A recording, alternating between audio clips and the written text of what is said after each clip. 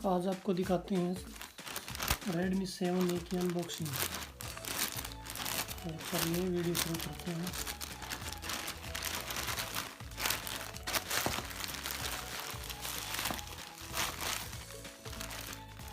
इसको साइड कर देंगे और ये देखिए हमारा फ़ोन Redmi 7A देख सकते हैं। 2 GB रैम और 16 GB मेमोरी। अनबॉक्सिंग करते हैं इसकी। इसमें हमको मिलता है कुछ पेपर है इसके,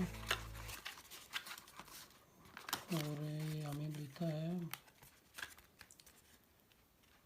सिम ट्रे इजेक्टर, और ये हमारा फ़ोन देख सकते हैं आप।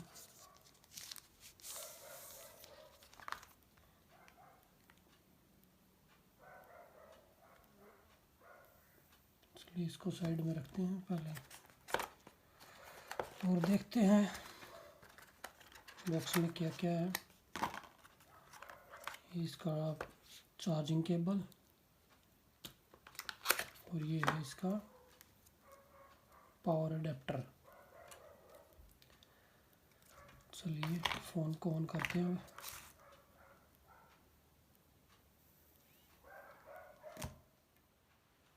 हमारा फ़ोन ऑन हो गया है।